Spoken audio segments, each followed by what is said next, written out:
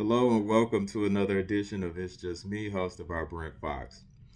Currently, my Pittsburgh Steelers are playing the Carolina Panthers. The last time that I checked, it was very early in the second quarter, and it was I think 3-0. I'm sure that it's probably changed by now, but things that I really wished I could have seen in the preseason from my Steelers was yes, I would have liked to have seen both Aaron Rodgers and DK Metcalf play at least a series or two just to try to build some sort of continuity. I understand that there are huge financial investments, especially in DK Metcalf, and then of course you have a 41-year-old Aaron Rodgers. Now, while I get that the injury concerns are legitimate, Coach Tomlin himself has a quote that, people don't live in their fears and all of that. It kind of looks like you're a little fearful right now. Like bubble wrapping people and all of that. I do get it. You've invested a huge amount of money into somebody like TJ. Okay, fine. If you want to bubble wrap him, okay. Cam Hayward, if you want to bubble wrap him because of his age and everything else, I get it.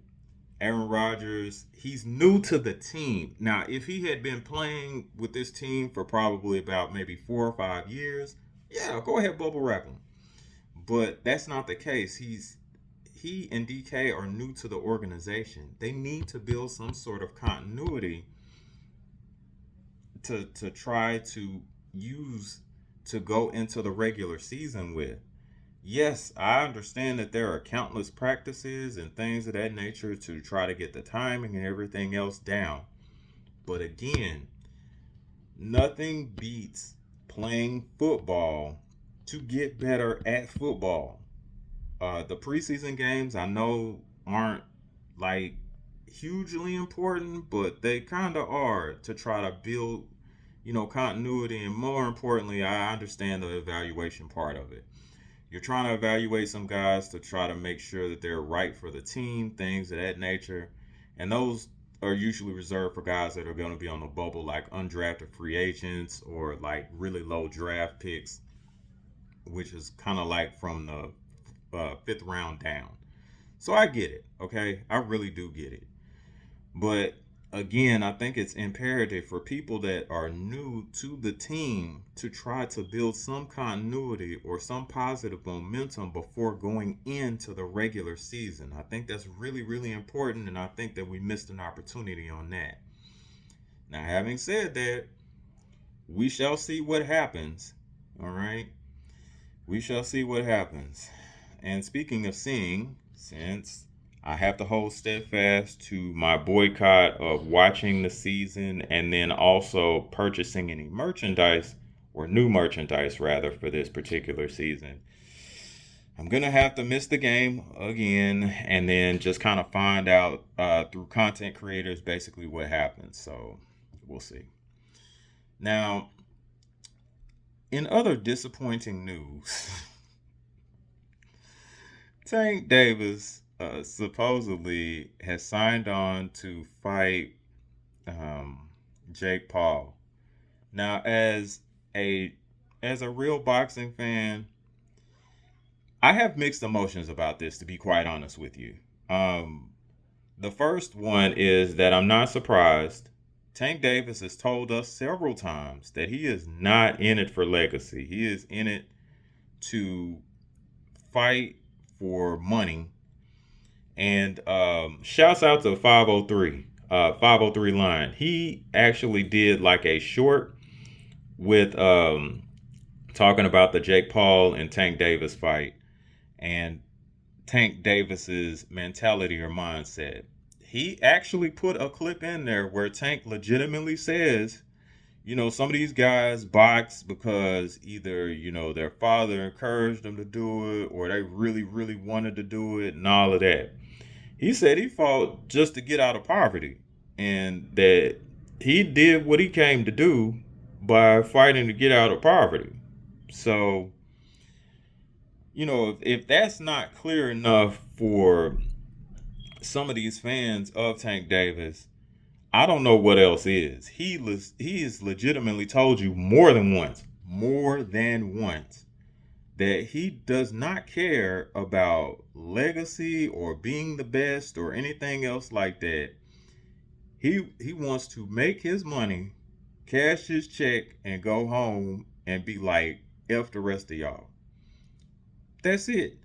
So to the legitimate boxing fans that want to see Tank Davis fight somebody like Shakur Stevenson or possibly Devin Haney, that's just not gonna happen.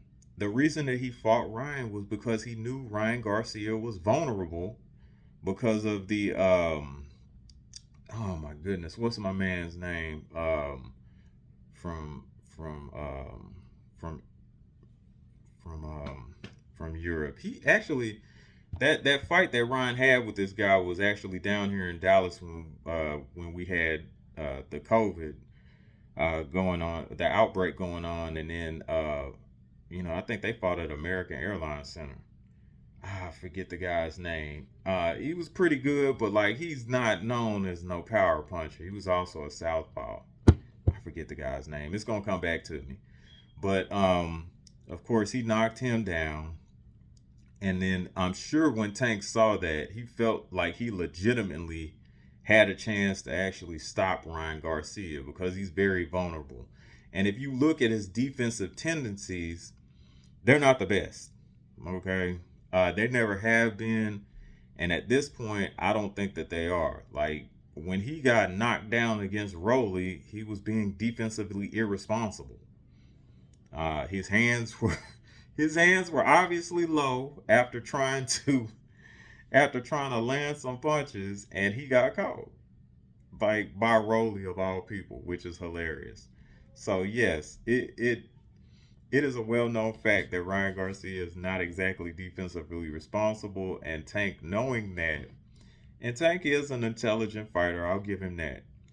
He would have never been able to actually put an end to the Frank Martin fight if he was not. So, again, Tank is an intelligent fighter. I just don't like the businessman side of it. I think he's actually worse than Canelo, to be quite honest with you. He refuses to fight the best people in his era, and he wants to just make his money and go home. That is worse than Canelo Alvarez.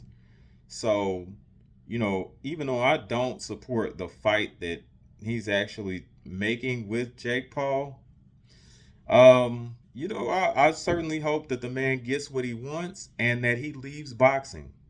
I think that it is best that Tank Davis gets what he wants and leaves boxing. And hopefully, boxing will be a better sport or a better art form because of it.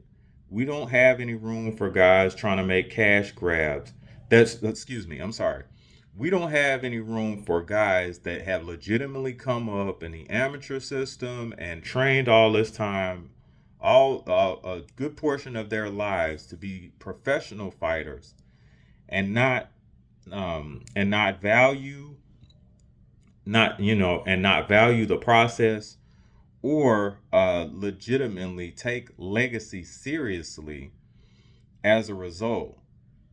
Like, yes, people are going to remember who Tank Davis is, and yes, people are actually going to put him on a pedestal for the knockout wins that he's actually had. I'm sure. So he'll probably be kind of like in a little Mike Tyson status, and people, will remember Tank for knocking guys out and all of that good stuff, that's fine. But at the same time, what us real boxing fans will remember about Mr. Davis is that he was selfish and that he, he did not want to give the sport or the art form his full effort. He has, there have been times where he's actually showed up overweight. There has also been times where, of course, he clearly, like this last fight that he had with Lamont Roach, he clearly did not focus on or watch enough film, if he does that, to prepare himself for Lamont Roach. He felt because of his amateur experience with him, and then maybe some sparring experience with him professionally, I'm not sure, that it was just going to be another standard win for him and he could move on to the next thing. When that didn't happen and he got frustrated and then wanted to blame everyone else but himself, then, he really showed you who he was. And I'm not saying this to try to bash Tank Davis. This is what the facts actually are. I, Brent Fox, have to be accountable for the things that I actually say on the internet, because you might as well say it to someone's face. So I'm never going to be disrespectful. I'm never going to be disrespectful to Mr. Davis. But again, as far as his boxing legacy and things of that nature go, I can't respect that as a true boxing fan, someone who really appreciates the art of boxing. I cannot legitimize this. I cannot stand and support it. I can barely understand it. From a business standpoint, I do. I think that, yeah, okay, this is the best course of action. You just had legal troubles. You want to make sure that you're taken care of. And then, of course, what no one's really mentioning here, trying to sweep under the rug, is this. The PBC is not doing so great. So Tank may feel like it may be time to just go ahead and cash out and then get out while he still can. So there's that mindset. Again, the F the fans mentality, I definitely don't like that.